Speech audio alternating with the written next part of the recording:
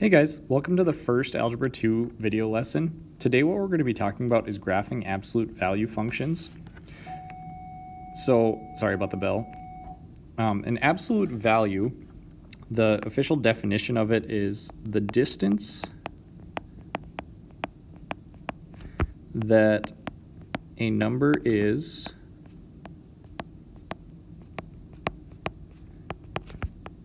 from 0.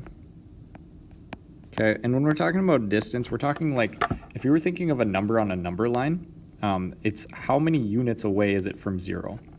So the absolute value function, an example would be like the absolute value of 4 is equal to 4 because it's 4 units away from 0. But the absolute value of negative 4 is also positive 4 for its answer. Because if I were to draw out a number line, so right in the middle here we got 0, and then on both sides 1, 2, 3, 4. Here's positive 4, 1, 2, 3, 4. There's negative 4. So it's 1, 2, 3, 4 spaces away from 0 on the right side, and 1, 2, 3, 4 spaces on the left side. So the distance is the same for both of those numbers from 0. Okay. Now, when we're talking about vertex, you have heard the word vertex before back when you were talking about parabolas. So the vertex is the maximum or the minimum point of our graph. You're going to see a lot of similarities between parabolas and absolute value functions. And if you recall, parabolas is when you were graphing those quadratics. You'll see a lot of similarities between the two. Domain is all possible input values. And when we're talking about inputs, we're thinking of x. What can you plug in for x in a function? And then the range is all possible output values. What values can we get after we plug in x? And that is how we get our y. So x is associated with the domain, and then y is associated with the range. Okay, so here's the general form. It's y equals a absolute value of x minus h plus k. You've probably seen all of these variables before when you're graphing, especially x and y, but a, h, and k are all variables that you used back when you were graphing parabolas. So hopefully this looks pretty familiar. Now the vertex is always h, k. So whatever the value of h is and the value of k, that's what we're going to plug in as our vertex. That's going to be the first point that we look for. Now, one thing to note, h is always the opposite of what it looks like in the equation. So if it's a negative inside of the equation, when we pull it out, we're going to think of it as a positive, and vice versa. Now, k is going to stay the same. Now, the role of a, if you recall with parabolas, if you had a positive a value, your parabola opened up. If you had a negative a value, it opened down. So that's the same thing here. The a value is going to tell us if our graph is going to opens up or down. If I'm going too fast at any point, or if you need to rewatch this, please feel free to do so. The a value also determines our slope. When we're graphing absolute value, it's going to look like a V every single time. So we're going to have two slopes associated with the a value.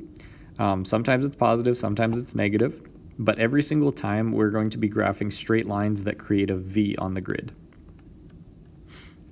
So the next part here, domain, we're going to ignore the domain range right now. We'll get to it once we actually graph. All right, graph the absolute value function y equals absolute value of x minus 1 plus 2. So y equals x minus 1 plus 2. Let's go ahead and find the vertex. So this is our h, this is our k, because the general function y equals a x minus h absolute value plus k. Now remember what I said about h. If it's negative up here, so since it's negative 1, when we pull it out, it's a positive 1 is what we're thinking of. And then k is going to stay the same. So the vertex is positive 1, so over 1 up 2. the a value is the number in front of the absolute value symbol. In our case, it's a, but we don't have a number there, and if you're ever missing a number, it's just going to be 1. Okay, now let's graph it before we find the domain and range. So this is our slope. So the slope equals 1. So if you remember back to how do you graph 1 as a slope, that means it's 1 over 1, the rise over the run. So we go up 1 over 1. So up 1 over 1, up 1 over 1, up 1 over 1, and so forth. And it would just continue forever and ever. Now this just looks like a straight line.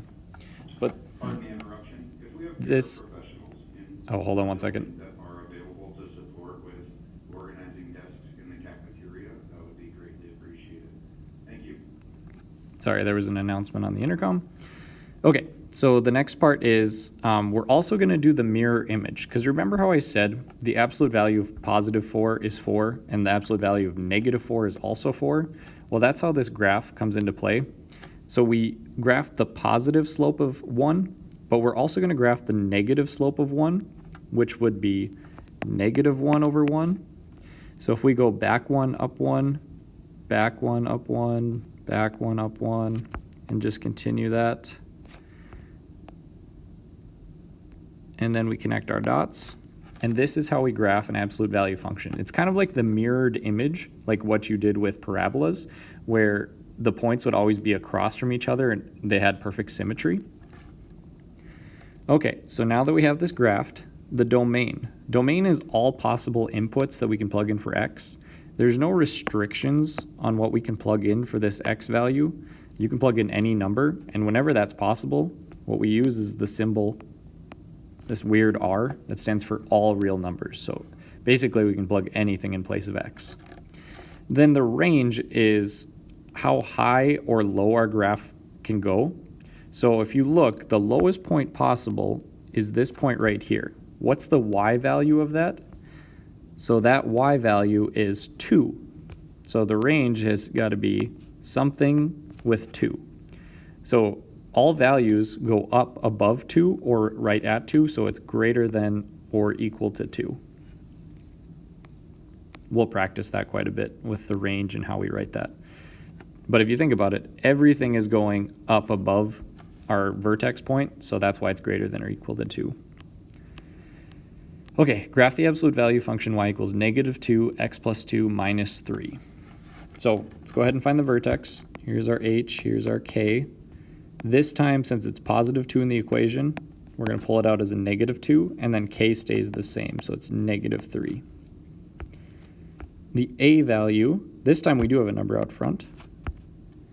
A is negative 2. So let's go ahead and plot that vertex point. So we're going to go back 2, down 1, 2, 3. The a value is negative 2. So a slope of negative 2 is negative 2 over 1. So it's a rise over run. So if we go down 2 over 1, down 2 over 1, down 2 over 1, notice this time our graph is going down. The reason is because this is a negative value, so that tells us that it has to open down. Whereas the one before had a positive a value, so it had to open up. Now we're going to do that same mirror image idea, but we're going the opposite. So we're going to go down 2, back 1, down 2, back 1, down 2, back 1, and we create that perfect V. And just like a parabola, it has perfect symmetry if we were to divide this in half. Okay, so the domain, again, no restrictions. There's nothing we can't plug in place of x because this graph would go on forever, so we're going to use that weird R, the all real numbers. And then the range, this time, since we're going down, we want to identify what is the highest y value that we have. And it's actually it's always at the vertex. It's this point here. And that y value comes from the k, which is negative 3. This is our k right here. So negative 3 is the highest point possible. And if it's the highest point, that means everything has to be less than or equal to it. So this time we use the less than or equal because it's going down, if that helps you remember. Last one here, graph the absolute value function for y equals 1/3 absolute value of x plus 3 minus 1. So let's go ahead and get that vertex. So hk, positive 3 up there, we bring it down as a negative. Negative 1 in place of k, so negative 3, negative 1. We go back 1, 2, 3, down 1, right there. And then our a value, this time we have a fraction as an a value, which is fine. So a equals 1/3. So a slope of 1/3, we still think of rise over run. So we're gonna go over 1, up 1, or excuse me, up 1 over 1, 2, 3, right there. Up 1 over 1, 2, 3. 1, 2, 3. And then we're gonna do the opposite. We're gonna go up 1, back 3. 1, 2, 3, because we're doing like the negative slope. Up 1, 1, 2, 3. And it should create a perfect V as we do this. So notice I'm finishing off that mirror image.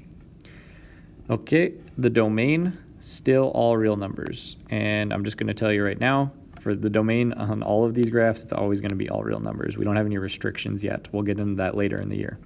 The range, however, since we're going up, look at our vertex. What's the y value there? It's -1, which is right here. This is our h and k.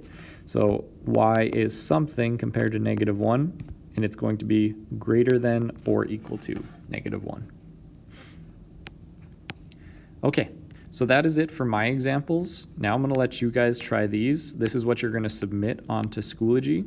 So after you are done with the completed notes, you have those all written down, and then you want to attempt these, go ahead and submit, or feel free to send me any questions that you have, and we will cover those questions